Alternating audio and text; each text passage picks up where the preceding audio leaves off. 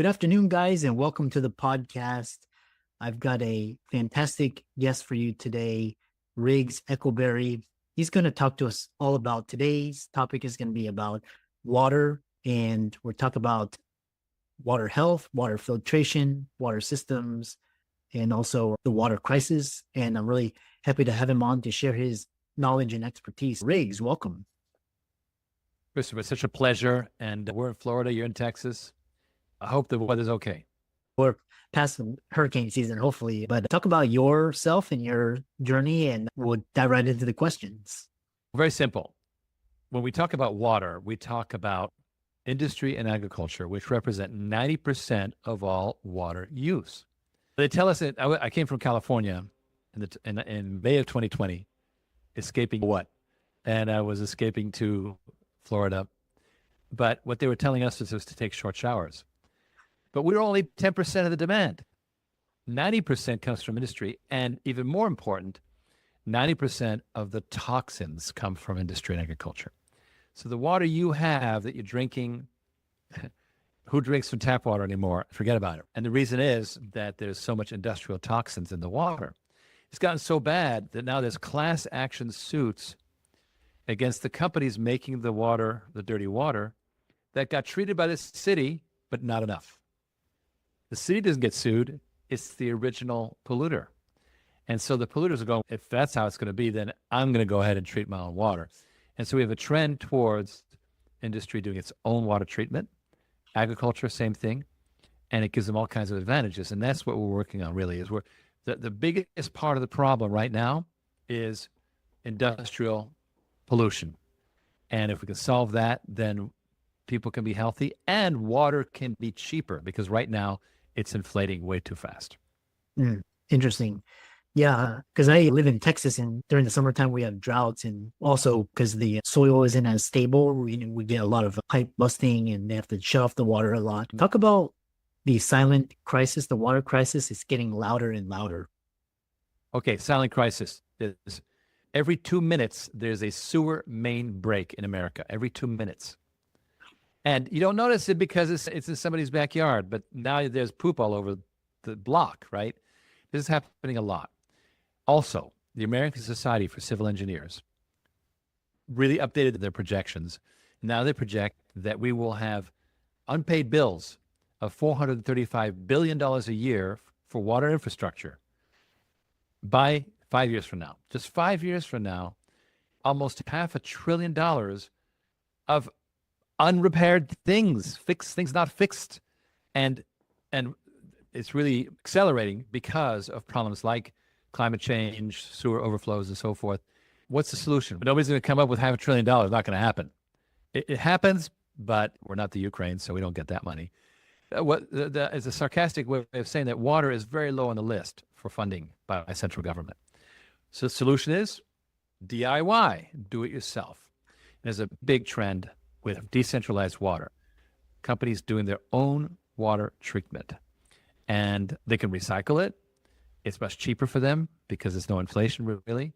And finally, they're not involved in the politics of the county or city that's trying to manage their water.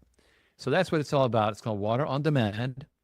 And it's a very exciting venture because not only are we doing it for these companies, but we're also solving a big problem, because when they decide to do this, now they got to spend $1 million.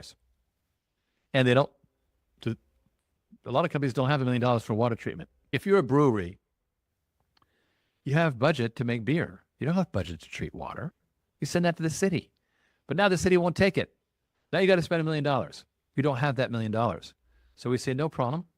Take it as a service. Sign here. It's like those solar panel deals, right?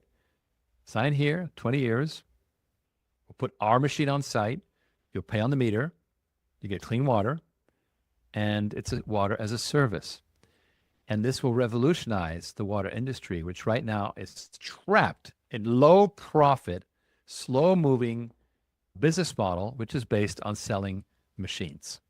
What I want to ask you about is this idea of Biden had this infrastructure bill. I'm not sure how productive it was, but is it going to rebuild our water infrastructure? And what are your thoughts on Trump coming in? First of all, that bill, $1.2 trillion, of that, water got $50 billion, meaning 1/2000th of it.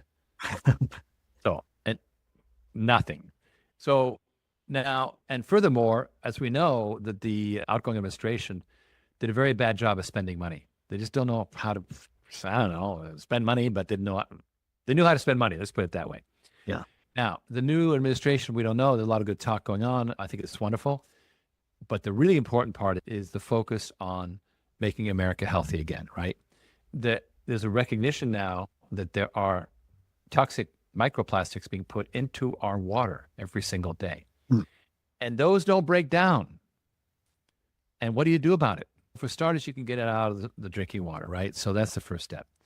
But it's a big problem. But the fact remains that the federal government just is not paying enough, and the cities and counties, they can't charge enough because they keep charging too much. Then people default and they end up being on water bottles. What's the point of that? So the local utilities can only charge so much. It's already very high inflation. The feds won't help. And so what do? We take the biggest user and we have them share the load. That load sharing is what's going on in water, and it is the solution. Interesting. My next follow-up question is, you talk about how the water industry seems pretty adverse to change and how you will disrupt it and make us all healthier. Right. So the water industry is so funny because when I started this company, I came from high tech, very disruptive, and I arrived and all of a sudden, and I went, what's going on? And literally one of the people in the fund that was funding us at the time said, what's the problem, Riggs? I turn on the faucet, water comes out. I flush the toilet, water goes away. What's the problem? So there's a lot of lack of awareness.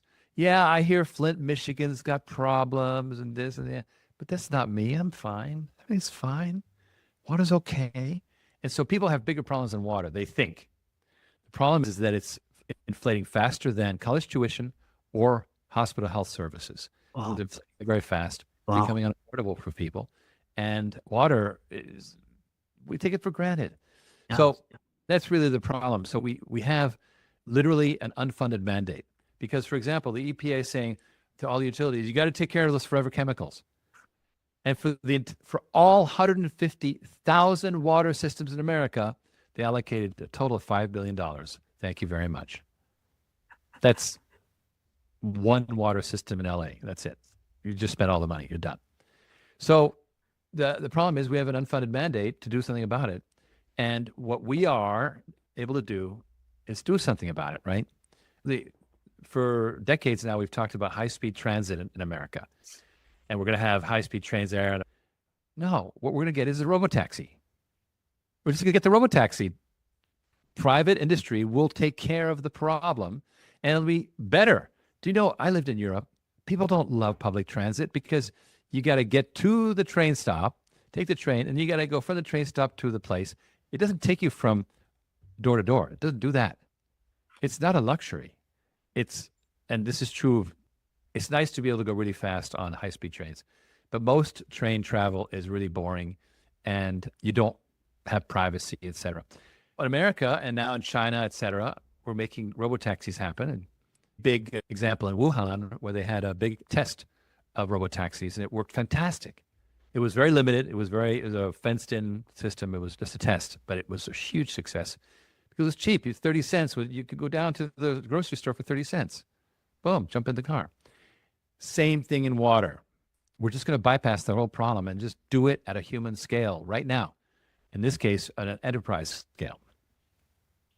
Can't rely on government anymore. I don't know what government does, but it doesn't build stuff. Yeah. It's interesting because I was joking with my friends the other day. The best way to mess up an industry is to have government come in. And it's going to be interesting to see how Elon and Vivek with this new government efficiency and just talking about these. So the next question I have for you is this idea of where you have this, how entrepreneurs and investors can take advantage of this water crisis. What are your thoughts? So we went through a process for the last couple of years. We were working on, I don't know if you've heard about these SPACs, special purpose acquisition company, blank check companies. Turns out these blank check companies, at the end of the day, they have no money. All the money goes away. So we said, okay, enough of that. We're good. We'll take care of ourselves. And sure enough, we created a private company called Water on Demand, which has all of the operating capabilities for these miniaturized systems with the financing to put them out in little pods in breweries, housing developments, dealerships, trailer parks, RV campgrounds, even nuclear power plants, and they do their own water treatment. And that way, this Water on Demand Inc. is a currently operating company making millions of dollars right now, and we are expanding it. What we're expanding is the capital side. Remember, I told you that they don't have to pay money up front, but who pays for the machine then? Oh, Christopher, you can have a free machine that does the job. Somebody's got to pay for that machine. Investors get to pay for the machine, and they own that machine, and they get the residuals. And that is Water on Demand. You can find out more about it. You simply go to Origin Clear, my parent company, Origin Clear, which has an investing button. Find out more about it. We have a whole new world we've built an amazing company. We're super proud of it. And we're going after it. We're having fun. Interesting. What about the revolution of decentralized water wealth? What does that mean? You ever heard about in the oil business, there's something called master limited partnerships, oil well partnerships. Basically, you can have a piece of an oil well. And it's generational wealth. This is very similar. You can have a piece of a water installation and have a profit share and royalties and lien rights and so forth. And that is becoming wealthy from a $1 trillion industry that is about to expand greatly. Yeah. Interesting. The next question I have for you is you have the next frontier is managed water services. What does that mean? As I was saying, water as a service. In other words, if I'm going to start treating my own water, do I have a water expert in my company? No. Do I have that as the spare $1 million to buy that machine? No. So I contract for the full service. The machine comes in, treats my water, and my janitor can take care of the problems that show up, right? Changing your filter, whatever. It's a very simple, fully managed system. And if necessary, the capital comes with it. And that is water as a service. And it is the new thing. It is happening. Companies like ours that were sold to private equity to do this job have sold for about $500 million each. It's a very hot space right now. Oh, interesting. Next question is, what is mistake-based marketing and how is it different from just failing with style? Yeah. In the 90s, I was with a public company and we used to use a lot of surveys. We would survey logos and images and content and taglines and all kinds of things. Year 2000 came along. No more money. Now, we're not paying for surveys. What do? You try things out. You throw them out there and see what happens. So basically, I was launching little marketing campaigns. The beauty is that you can just create a whole website, boom, and it looks like a real company, right? And so after the year 2000, I was working with people who were like, Riggs just created a whole new company and then tore it down. I'm like, yeah, it was no good. It was just an idea. You throw out the concepts, you play with them. So mistake-based marketing is you basically try out ideas live because you can do that with digital marketing, right? See what happens. Now, is it failing with style? Only if you fail to learn the lesson of the mistake, right? So you got to make the mistake on purpose. I'm going to go this way and not that way. Oh, that didn't work. Let me go this way. Do it quick, right? I have a background as a ship captain, and I know that if I go off course for a few days, I got to have a few days to come back on course. The longer I'm off course, the longer I got to fix it. So the key is fix it right away. But everything in life, I believe, is trial and error. Everything is trial and error. You try things, and now you get better at it. You try things that sound pretty good, but you're always seeing if they work, right? If they don't work, you'd be very smart to try something else. Mm-hmm. Yeah, I love that. And given where you came from, different and into this industry. So the next question I have for you is, with this inflation is taking off and you're saying it could reach 50% 56% per year in 5 years. How did you get to this? Oh, I simply took the existing trends on Shadow Stats, which is a place that had they have stats go up to a certain point, and then to get it all up to the present, you have to pay a subscription now. But it showed the actual inflation, not the government inflation. And I simply extended the graph, and I think there we are. Now, it has been, as we know, we go to the grocery store and we're paying 3 times as much for eggs, et cetera. We know that there's heavy inflation going on. Now, will our new administration do something about it? The number one thing that's going to help inflation is productivity, right? If you have more productivity, then inflation starts to chill out. Right now, the problem is we have a lot of money being spent by the government, and without more productivity, it's being badly spent. It's being thrown away. Yeah. That the intention of this administration, if they succeed, will be to target money.